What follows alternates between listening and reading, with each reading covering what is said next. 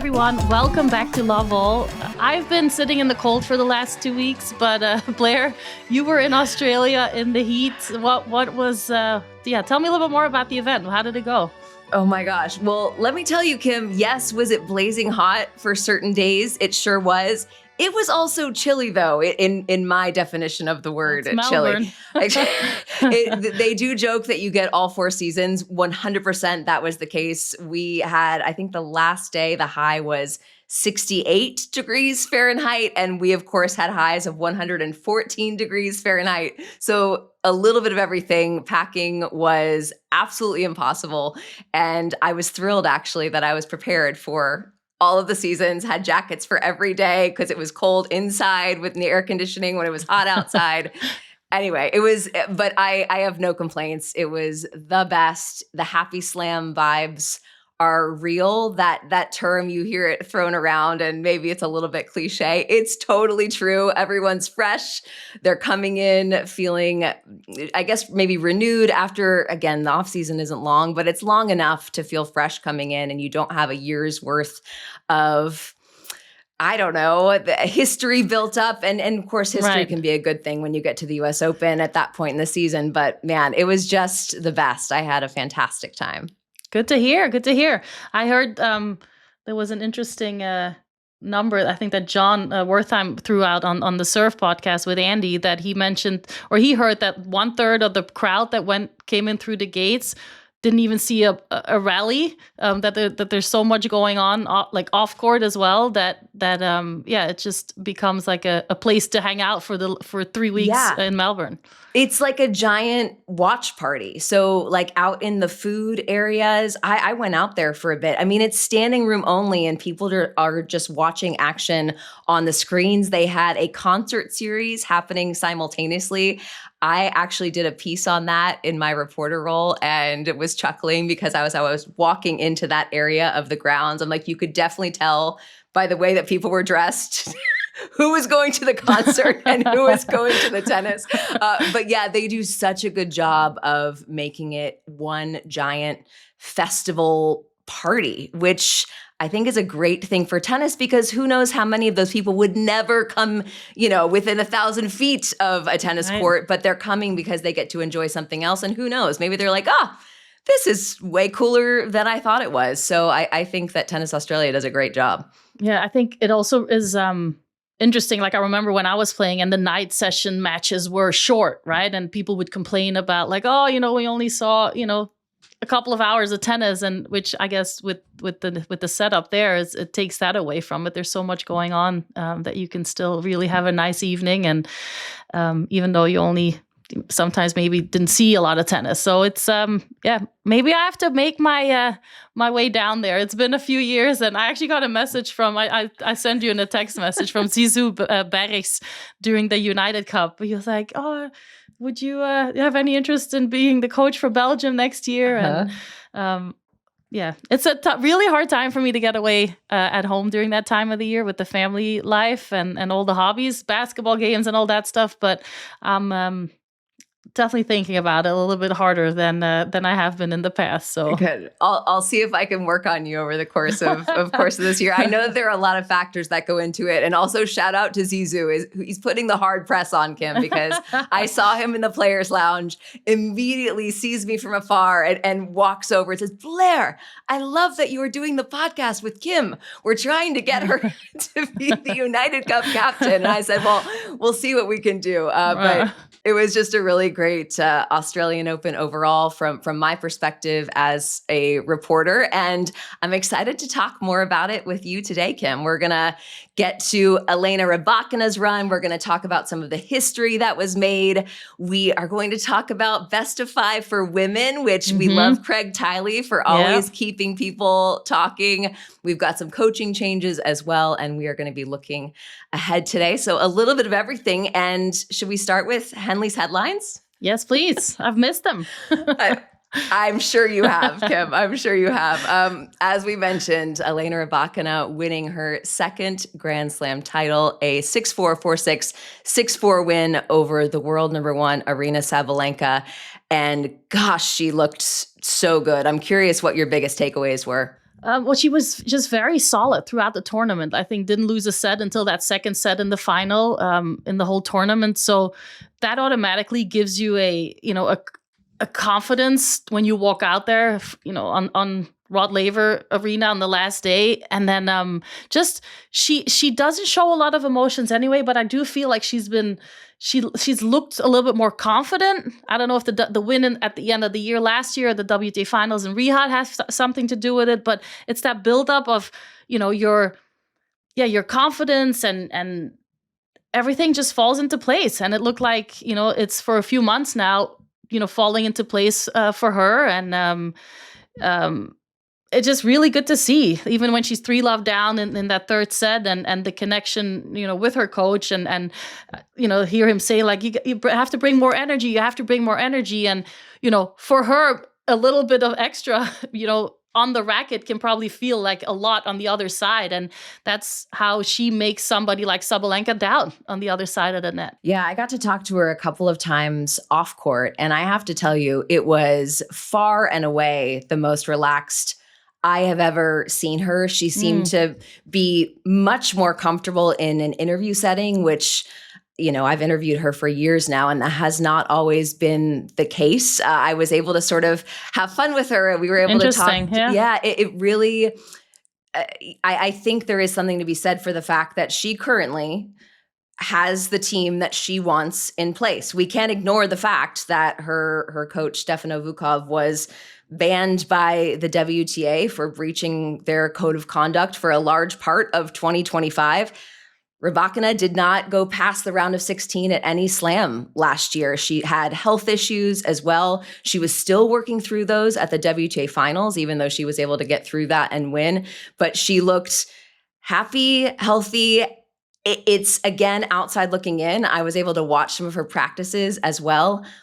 Vukov doesn't really stop talking. There is so much chatter. It looked to me, and this was her closed practice prior to the final, that he was actually giving her, technical advice during that time period, which I always find fascinating. That's something you see sometimes on the Djokovic practice court as well, but making like slight technical adjustments 2 hours before you go on court for one of the biggest matches of your life. It just, I guess every player is different, right? And how they process. Yeah, every player is different. And I think you can't underestimate the added kind of nerves and stresses that come with that, and the thoughts, that you have going on of playing a final. And so I've noticed since I stopped playing that, being around some of the players, that a lot of players like going to that technical side because it kind of takes their thoughts away from what's coming up in the next 2 hours. Like, it gives them something extra to focus on, like,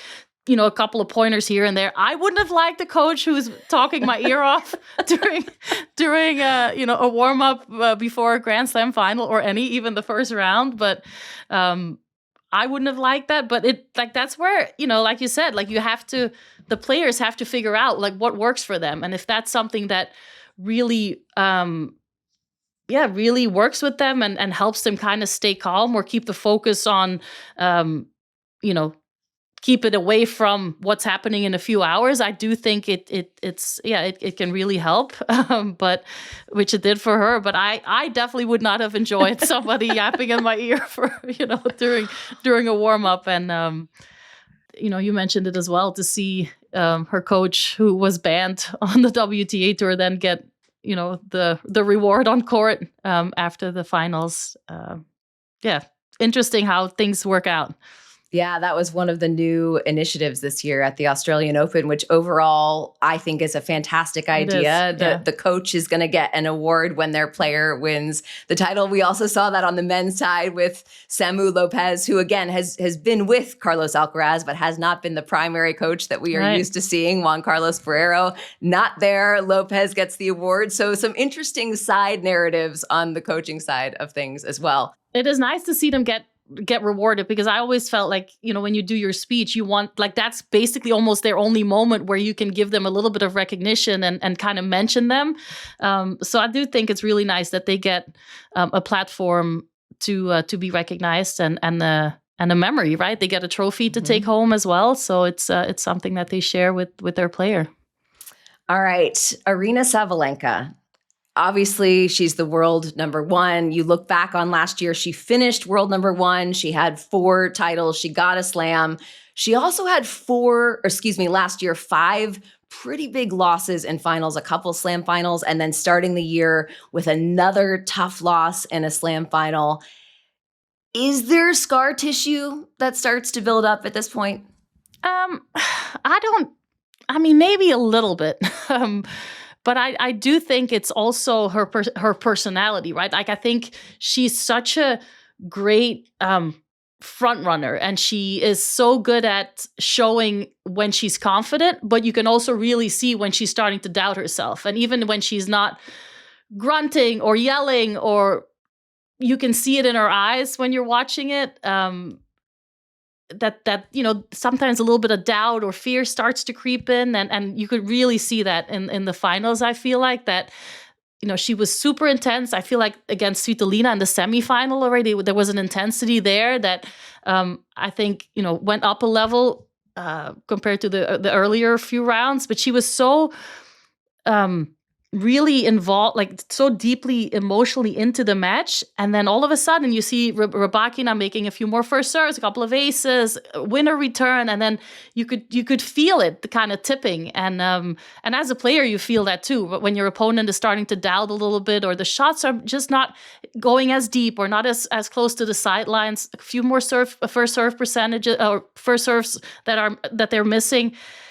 And as an opponent, you have to feel that, and you have to try to take advantage of that. And Rybakina did that, and that's when you have to try to stay positive. And it's like Novak is, to me, I think, one of the players who's been the most open about sharing. Like, he's like, it's BS that you don't have negative feelings or negative thoughts, right? It's just try to keep those as short as possible. Like, they all have them, and. But I don't think it's a scar tissue. I think it's just also a little bit, it's also her personality. Yeah, for sure. So moving on, of course, huge win for Rybakina. Also a huge win on the men's side for Carlos Alcaraz, who made some history at 22, became the youngest man to complete the career Grand Slam. And you sent me a graphic this morning, Kim, and you said, we got to just mention for context that Steffi Graf did this when she was 19 years old. And it was the Grand Slam, the Grand Golden Slam. And she did it all in 1 year in 1988. Yep. Exactly. And it really does put into perspective how bonkers that year was for her. I know. And, her and Monica Seles were my favorite players growing up. And, I pretended I was them on the driveway at my house, hitting against the garage door and those kind of things. But yeah, Steffi, what she's done and is incredible. And I think, you have a lot of the current players and people talk about that, but I think you forget sometimes, how impressive she was. So yeah, just loved that. I was scrolling on social media and I saw that come up, and I knew that she'd made that, but I, didn't know the year, and I didn't know her exact age. So it's just interesting how sometimes they forget, media sometimes can forget, that there's women who've done it before. you got it, girl. On that note, I was fortunate enough to do a corporate event with Steph a couple Novembers ago, and she was asked about that year and how she did it. And she said, honestly, I was just young. I wasn't thinking about anything. I was just going out and playing tennis. Yeah. And so there was no grand plan. There was no, this is a thing I'm going to set out to do this year. She's like, I was just young and I was going out there because I loved playing tennis, which I thought also put it in perspective as well. Yeah. And I think when you're young, listen, it's not like I'm comparing myself to that situation, right, of winning the career Grand Slam. But I do think when you're younger, you don't overthink things as much. You just go with it. You try your best at every tournament that you're at, big or small. You give it your all, and you just want to play tennis. Like, that's the funnest thing that that sometimes gets, or that you lose a little bit, is as you get older, is because there's so many other things that have an impact on how you feel on court, is the off court stuff that you sometimes kind of need a little break away from it. But Steffi, yeah, she's so humble and so she's done that, but she doesn't need the recognition for it, basically. Like it's I love that about her. And same with Monica too. Yeah. A couple of other results that we wanted to mention.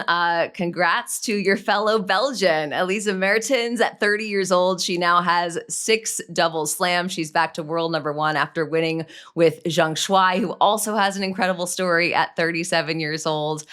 Do you have any idea what Elise Mertens' career earnings are? I don't.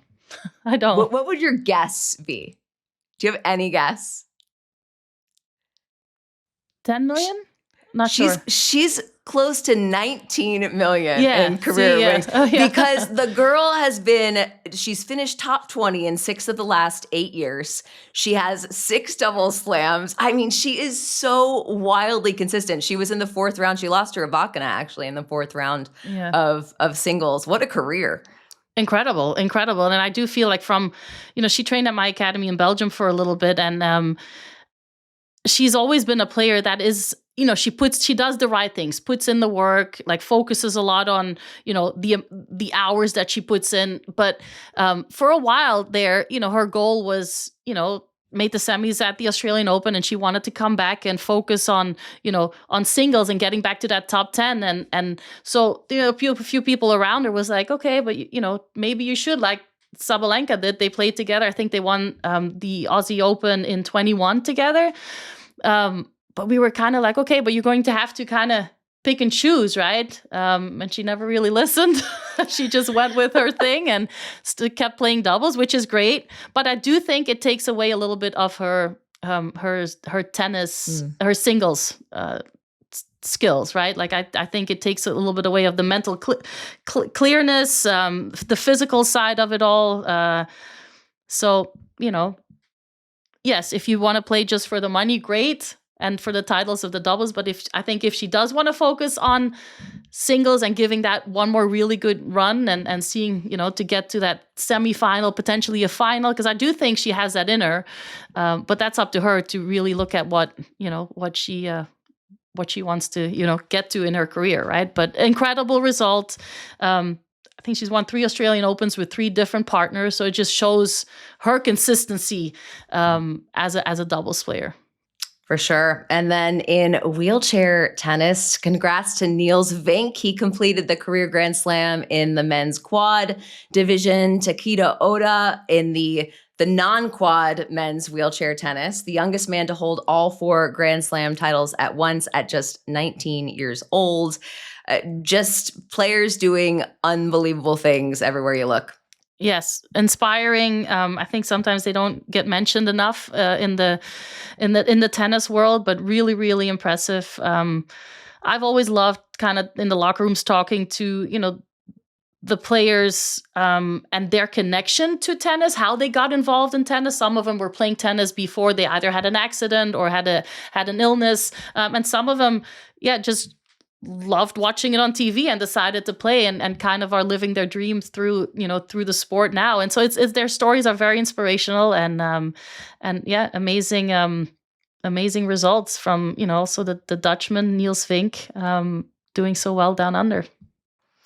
All right. Next, Henley's headline, Kim, a story that was discussed ad nauseum about 12 days ago when it happened. However, I did not get a chance to ask your opinion. So rewinding to Naomi Osaka's 2nd round win over Sorana Cîrstea, words were exchanged at the net. We later found out that Cîrstea was irritated by the pumping up of herself that Naomi Osaka was doing in between first and second serves specifically. I will say I saw a more vocal side of Osaka than I've probably ever seen at the Australian Open this year. In general, she was more vocal, but it was really sort of what was happening between the first and the second serves that come on, the jumping, sort of the slapping of the thigh, that routine that Cîrstea did not like on the other side of the net. She squashed it in press. So as far as that concern, it's over, water under the bridge. But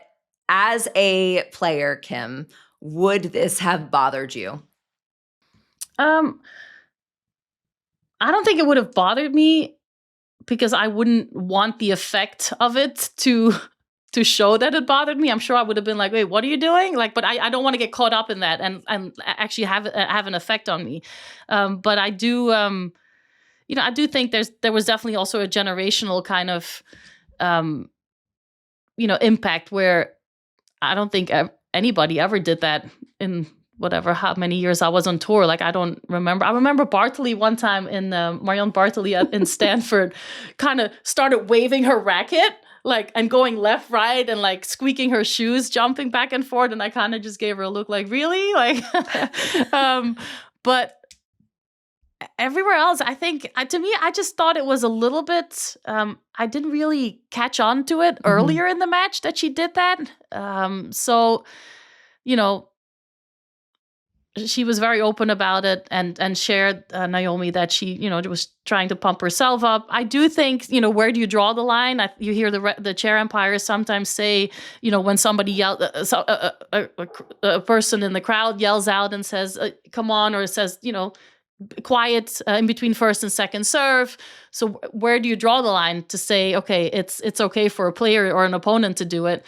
So that's the only thing where I'm like, because it does have an effect on your opponent. You hope that it can have a little bit of a mental effect and that they can start doubting their second serve a little bit. I'm sure that's that's a consequence of whether you just do it to pump yourself up or you do it, for that kind of mental side or mental advantage. To Cîrstea's credit, she did ask the chair umpire, can you do something about it? And I believe it was Allison Hughes in the chair kind of said there's, she's not hindering the actual point. There's really nothing that I can do.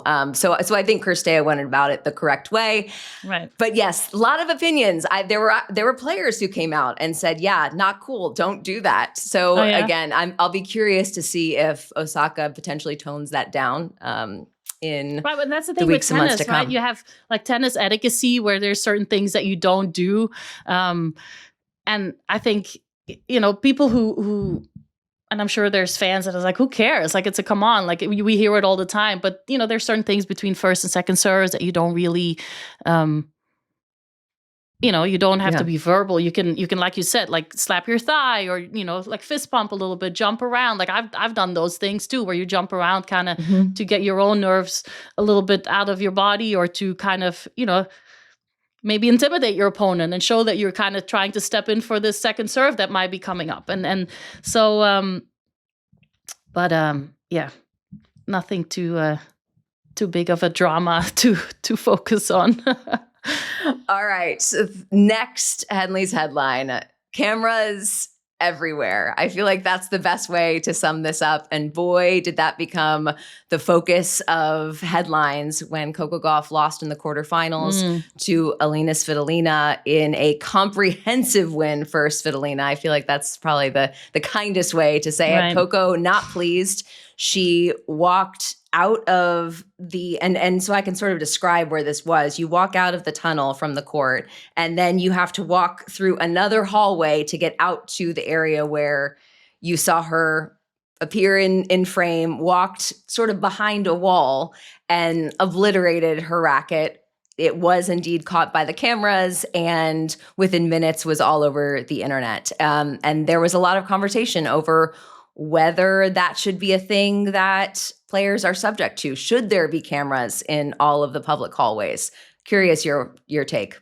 Well, first of all, and are these cameras, are they Australian Open cameras? Is it security cameras? Is it broadcast that puts them up? Like how? I can answer that question for you. So the Australian Open, they were sort of the trailblazers in the cameras everywhere department. This was something that they started in 2019. And again, Craig Tiley always thinking in terms of the big picture. He saw it as a content stream, and a content stream needs a revenue stream.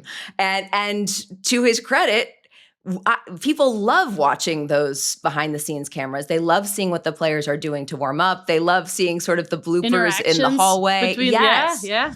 Absolutely. Yeah. I mean, on a personal note, last year, I did a show for the Australian Open called Blue Zone, and we sort of interrupted that 24-hour day behind the scenes stream to do this 3-hour show, which had highlights. We had some of the behind the scenes, we had interviews, we had all sorts of different things. And people were like, You're interrupting my behind the scenes stream. How could you do that? Because people love watching. Like, there's no sound. It's not like you're hearing what the conversations are. You're just seeing what's happening behind the scenes. And fans do indeed love it. Right, because they don't get it. They don't. I know what it's like, right? We know what it's like because we walk those hallways.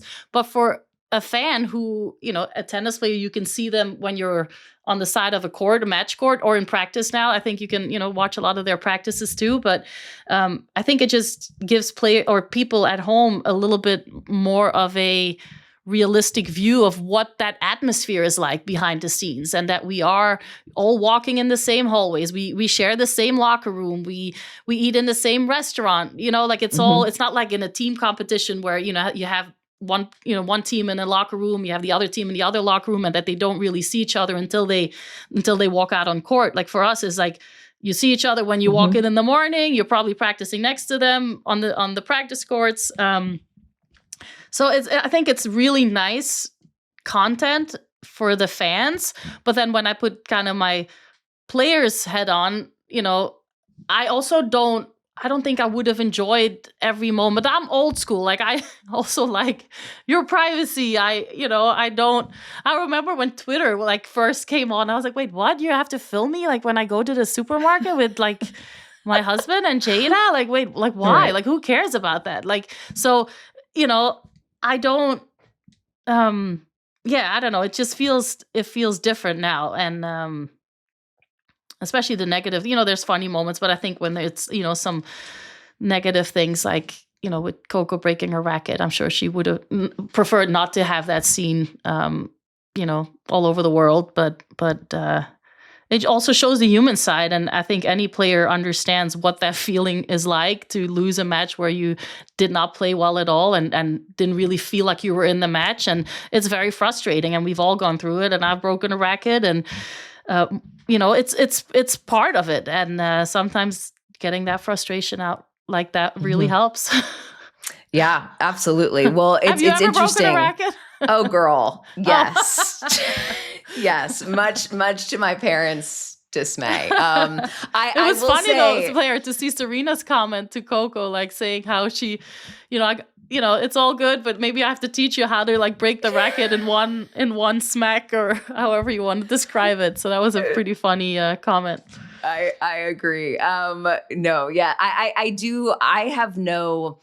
just think Coco takes her position as a role model very seriously. And I think that for her was maybe the tough part about that being, right, going everywhere, was because she just takes that piece of her career so seriously. But I'm curious to see what will happen next year. I know the WTA Players Council, this has been a talking point over the past several years when this started becoming a popular thing to do. And I know at some WTA tournaments, they've made the signage to say, hey, essentially you're on candid camera. you're going to be filmed. Remember that show back in the day? Or I don't even know. Oh, it still exists. Oh, it sure does. Yeah, it's still a thing. But it's like reality TV when find out what happens when people stop being polite and start being real. I mean, you forget the cameras are there is sort of the point. And so maybe there does need to be signage to remind players that, yes, this is a space that you could be recorded. So I'll be curious to see how things potentially change, because there was definitely a lot of conversation. Iga Swiatek said, yeah, not a fan. Jess Pegula has spoken out pretty strongly on it. So curious to see how that will shake out. Right. We're going to take a quick break, but we will be right back with more Henley's headlines. Welcome back to Love All, where there were more headlines coming out of Australia, courtesy of the current head of operations there, Craig Tiley, the tournament director, may or may not be headed to the USTA. We'll find out, I'm sure, in due time. But Craig said at the end of the tournament that he was looking into some potential big picture adjustments in the coming years. He was thinking of getting rid of warm-up time and lets. That's something that's been done in college tennis now for quite a while. He also wanted to consider best of 5 sets for women from the quarterfinals on. Lots to discuss here, Kim. Let me go back to the first one. I think I have more of an issue with no warm-up. Ooh, okay. Because most of the time, we can't warm up like right before. You can do some ball like dribbling and you run on a treadmill and things like that. But a lot of times those 5 minutes are also really important. I feel for me to adjust, if you're playing a night match, to adjust your eyes a little bit to the light, to get a little feel for what the background is like, because we don't always play on the same court. Sometimes you have people in the back that are moving. Sometimes you're playing with a higher background. So to me, those first, in my time, it was 5 minutes, were, I think, very important to get your nerves a little bit under control, but also to adjust to, the weather changes, the light, sunlight, wind, like you have to get used to the. So I think, I don't know, I don't think those few minutes of the warm up will. I think they're important for players. That's, I think, what I want to say. Okay. Then. Maybe you have a different opinion about this, but the 5-setter, when I heard him say that, I was like, ooh, I kind of like that idea. Tell us I think why. I would have liked it as a player.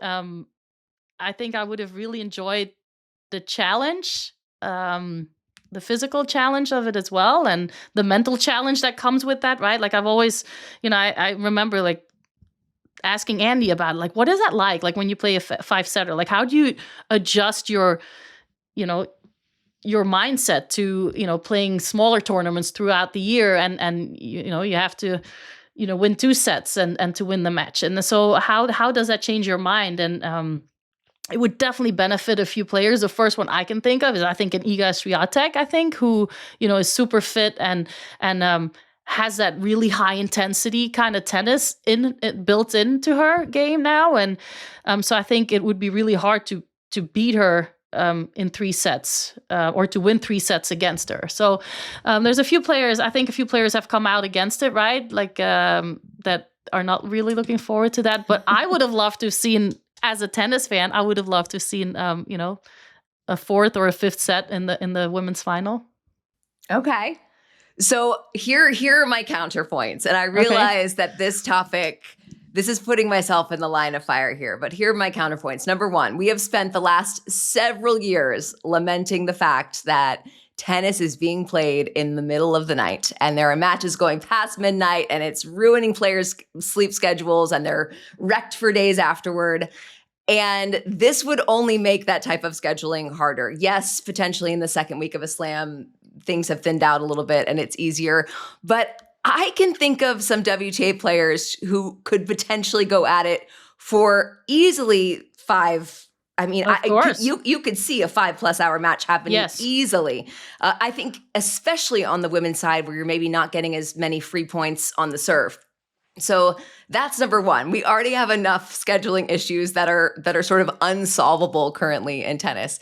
And secondly, Craig Tiley made this point because they have metrics that say that interest in a tennis match goes up as the match continues. And I might argue that that is the case because for a men's 3 out of 5 set match, they are not sitting down at the beginning of the match because they know it doesn't get exciting until you get the to later sets 3, 4, 5. stages. Yeah. Yes, exactly. And so I would say I have seen some incredibly exciting 2 out of 3 set matches on the men's side. I know people love the idea of best of 5 because we have seen these.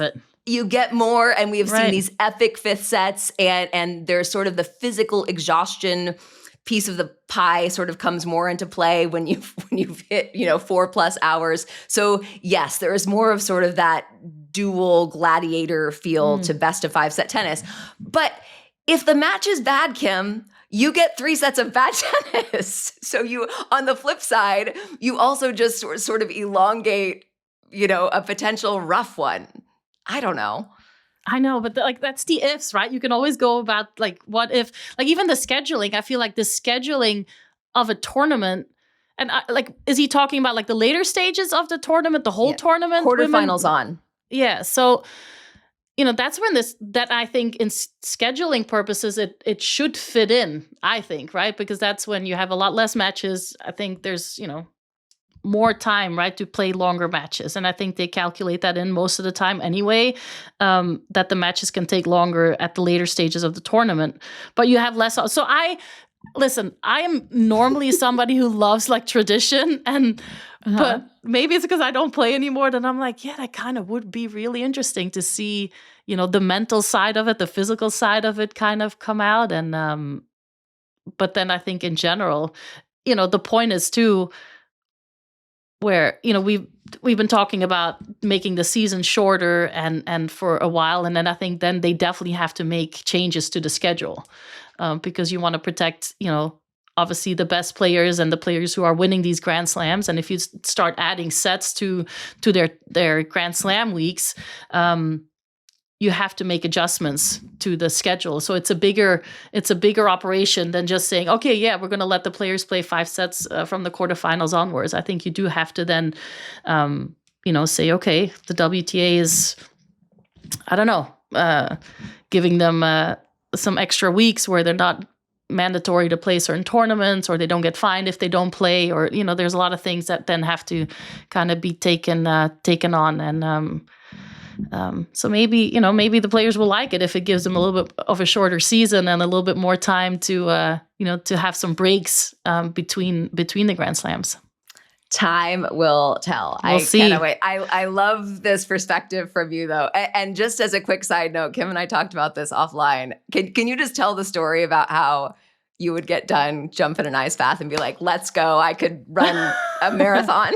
No, I remember like telling my trainer Sam in Australia, because it would be really hot at times, and like my feet more than anything would just get sore, like the skin would get like kind of just get sensitive, and but then I would do my ice bath. Like Sam would kind of look at like how long my match took, and then I would do my breathing techniques on the treadmill, and I would come out of the ice bath, take a shower, and then be ready to go to media or something, and I would tell him like. He's like, how do you feel? I'm like, yeah, good. Like, I feel like I can go back out there. Like, I'm like ready. And it's amazing how, when you're young, how quickly you recover. And it's fun. It's all these things. And that's like, even with Novak, like I love kind of seeing and hearing about the things that he does, the breath work, the recovery tools that he uses to still at this age, recover as quickly as possible, and that's where what I find some of the most interesting things about our sport now is how much of those outside factors are being used to it's not anymore the massages and the stretches and the recovery jogs, and there's so much more now that players are using, and that's one of the things that I'm super interested in and that I like to experiment with when I was playing, but learn about now too with these guys. And, so if there's anything I feel like where I would love to see a camera, it's in that side, like the recovery journey of a player, like Novak's like first hour after his game. Like, what does that look like for him? Like, that's where I would love the camera, like to be at that.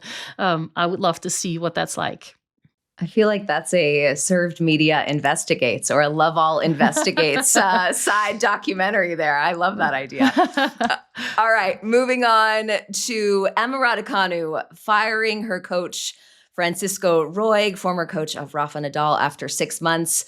For those keeping score at home, she's now looking for a 10th coach. And before I get your comments on this, Kim, I have to tell you that she did her pre-Australian Open press, and I saw this exchange. I'm going to read it to you. And my initial thought was, oh, Francisco, you in danger, girl, because this is not what you want to hear a player say. She was asked about what looked like a slightly larger, loopier backswing on her forehand, and this was her response. Yeah, I think so. Yeah, I kind of noticed that more recently myself. It's not something that I really wanted to happen, so I need to kind of look at that and shorten it, because I feel like it's good in certain conditions when it's a little bit slower. But on these very quick courts, it doesn't really work, so I need to adjust that. I think it's because I've been working on certain things with Francis, she calls him Francis, and on a particular shot, it works well, but we didn't really practice a different type of shot, which doesn't work so well. It's probably because we haven't done the latter. It's just drifted in that way. It's not something I want to continue.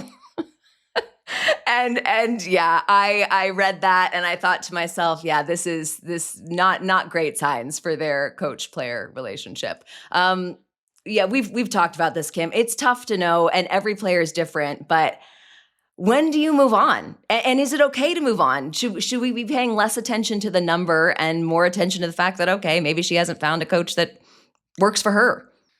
Right. But I also think it takes time for a coach to be able to do their job. Right. And that's, I think, something that's that finding that balance between, giving it time to trust your coach, giving it time for the effects that a coach can have. Because, a big red flag is when you have a coach that comes in and starts changing everything that just is trying to put his footprint on a player and hoping that, that will give them recognition. I think those are big red flags. So I like that there's coaches who kind of take their time and want to kind of get to know their player, get to know how they think, and then learn to, Darren Cahill is very much like that. And,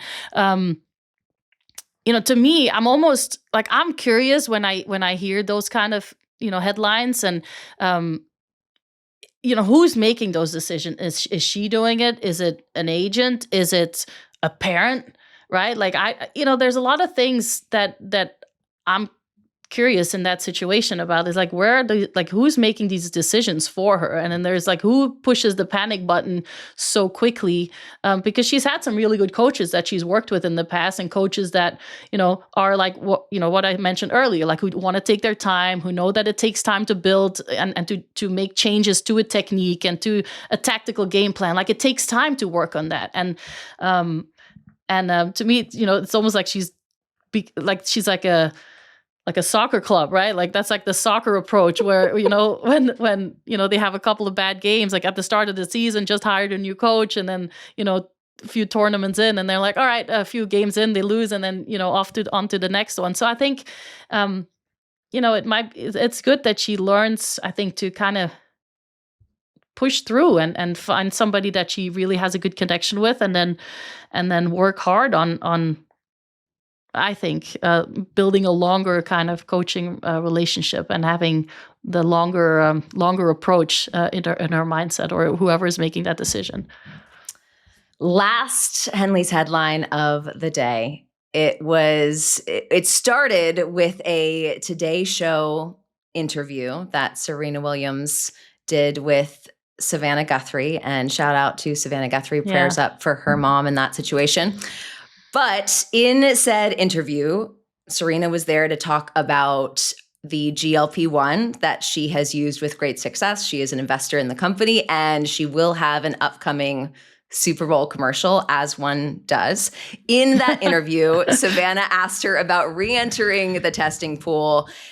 She did not deny that her plan was to come back to the tennis court. And do we know that this is happening? No. I will say, though, Serena knows how media works, and she loves to get people talking. And she posted a video. I mean, she's posted several videos. There has been much proof of Serena Williams on a tennis court, but this video on her social media, I think we have it. We're going to pull it up, is so cute.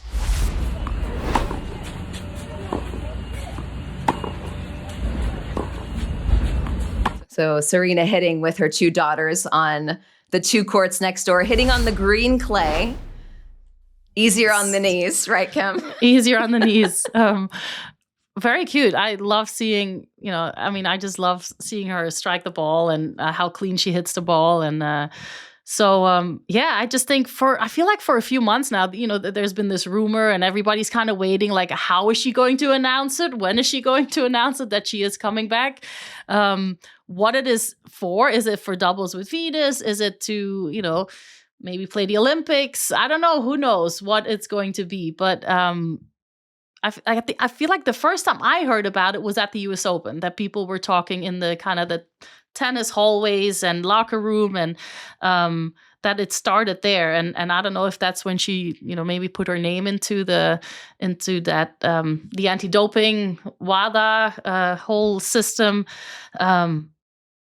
But yeah, I think, the odds are more towards her having a comeback than they are against her not coming back. So, but exciting. I can't, if that would be a story that could happen soon, bring so much interest again to on top of where the sport of women's tennis is. It would be so fun to watch and to see her compete, and what it takes to get back to that level would be very interesting at age 44. But as someone, Kim, who has a little experience with comebacks, you had 2 big ones in your career coming back after you had Jada.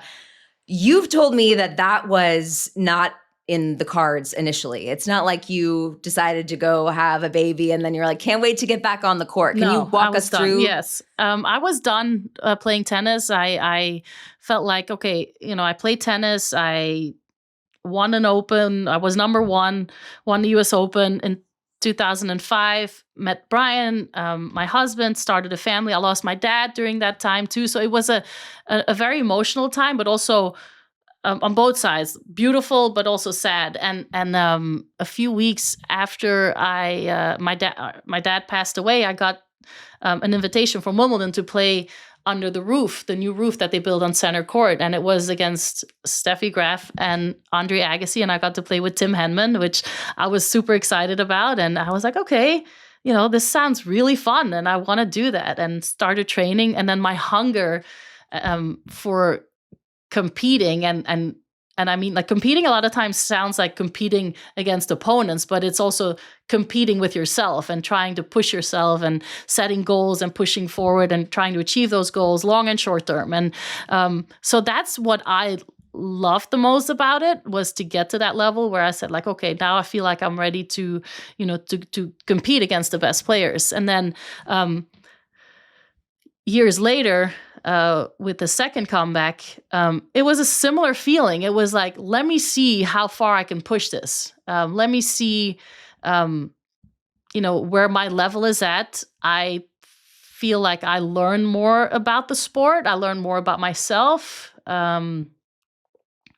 Maybe about the opponents too, by watching it a lot more, right? From as a fan and commentator, sometimes you learn a lot as well. And so I really enjoyed kind of the road to getting to that stage is what I love the most about. And as I got older, I realized, like, that's been the funnest part of my career, is what people don't see. It's like when I'm training with my trainer, Sam, and I'm, at times almost throwing up because, like, we're working so hard, or there's days where I'm, like, really struggling and I'm crying and I need him to, like, pick me up and, like, tell me, like, you're doing fine. Like, it's okay. Like, this can happen. And it's those kind of relationships, and where you work with people to get you to a certain level, and then you at times doubt that, but then you are able to push through it and get to, get a good result together. And that's something that I really, really enjoyed. And I think I've compared it to, girlfriends who are in their 40s and say, like, oh, I want to run a marathon. I want to try that. Like, they never ran before, but they want to try that once before they get to a stage where, they may never be able to do it. So to me, I always say, like, that was kind of my try to run a marathon. And but it's fun. I think, everybody needs to follow their kind of path. And it doesn't mean that it's against, the stream sometimes, right? Like, it's fine, and go for it and see where it takes you. And some people may call mine a failed attempt.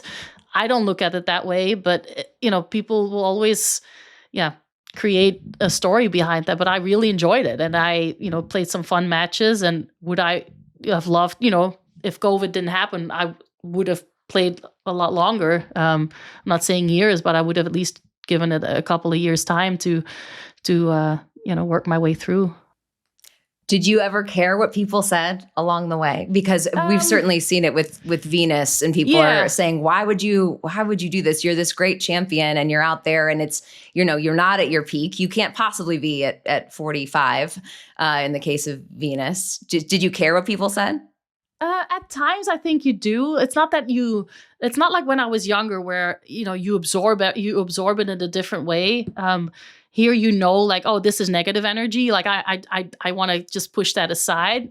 So you do hear that negative stuff, but you kind of just learn to focus on what you have to do and focus on, trying to be as good as you can be on that day, I think, and learn not to give it too much thought. But you do kind of, I think, pick it up, here and there, and in the press conferences, you do feel, people's questions or underlaying, thoughts in some of the questions as well. And but again, that comes with everything, and there's always, something negative or a question that some people have, but. Yeah, it is what it is. I love seeing, even last year with Venus at the US Open, like seeing her enjoy herself and seeing her healthy and playing. Like I enjoyed watching that as a fan. Like I enjoyed watching her compete in the doubles, and so that was so fun. So I enjoy it. But Blair, can we for a second, like, do you think she would come back as a doubles player, or would she try to do singles?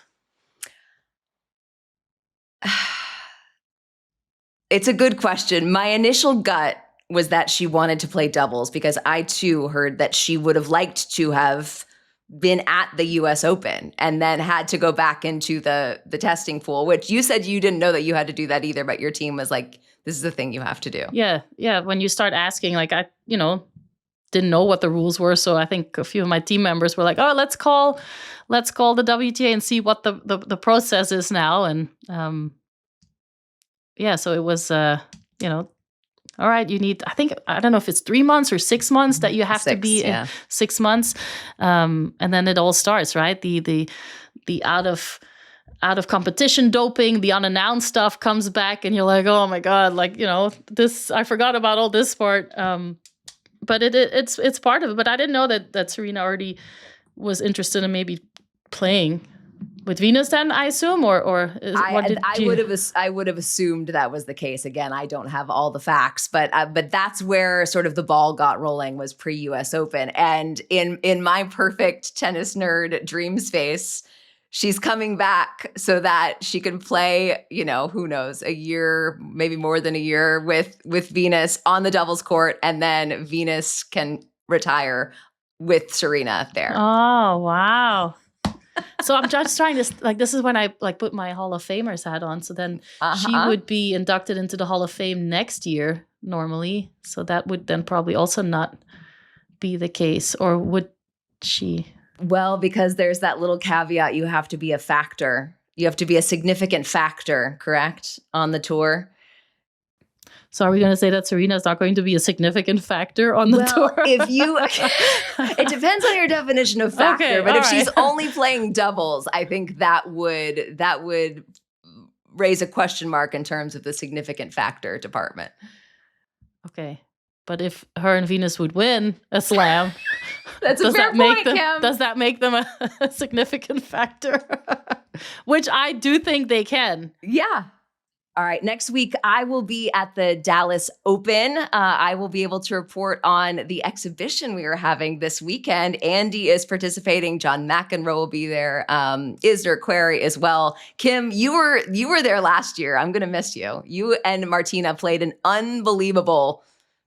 Was it? I went to the third set. It was so good. What were we thinking? Like, it was such high level tennis. I had the best time. The fans had the best time. Martina Hingis, for those I didn't give the last name there. So we're gonna have a great time in Dallas. We're gonna have lots more to discuss with you all next week. Any parting words, Kim? No, just excited that we get to start going into our weekly routines again, and looking forward to the next tournaments. I always feel like I'm a little bit like, on the Monday, I'm like, oh, no tennis today. Like, I can't wake up early and like watch tennis and see these, great games. And, but then, you start checking the scores and you say like, oh yeah, well, soon we'll have other big tournaments where players will be competing and showing great tennis. So, but yeah, it's been a fun 2 weeks, 3 weeks basically, with the start of the 1 point slam that started it off on a high, and with the way that the tournament ended was, really, really exciting. And a lot of people talk to me about it when I go to like basketball games for my kids. They're like, oh my God, did you watch like these the two last days of the tournament? And a lot of good news and good kind of energy around the sport of tennis. Well, we cannot wait. We've got so much coming up. We are pumped. So make sure to follow us on all of our social channels at Love All Podcast. On YouTube, go like and subscribe and give us your suggestions. We hope for this to be a tennis community. So we'd love to hear from all of you.